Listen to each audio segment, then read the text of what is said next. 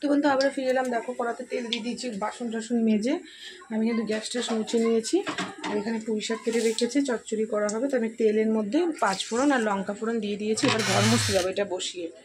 তো চলো, কারণ এটা নিরামিষ কেন করে রাখবো, কালকে শুক্রবার, কারণ এত তরকারি না খাওয়া যায় না, থাকলে কালকেও খেতে পারবো, সেই জন্য নিরামিষ করছি।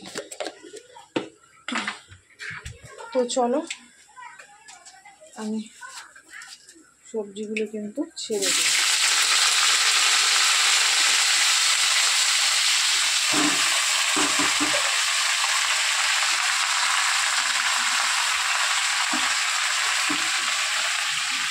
এর মধ্যে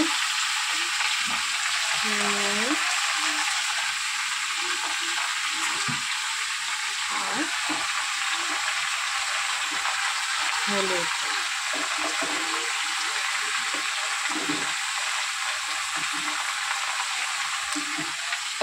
সমস্তটা হয়ে গেছে। তো বন্ধু দেখো আমার কিন্তু এটা হয়ে গেছে। এবার আমি এটা ঢেকে দেবো, ঢেকে কমিয়ে দেবো, আস্তে আস্তে হোক। তো এটাই ছিল আজকে আমার রান্নার লাস্ট পাস। এরপরে কিন্তু আমি ঘর মুছে নেবো। তো চলো ফিরে আসছি, সঙ্গে দেখো।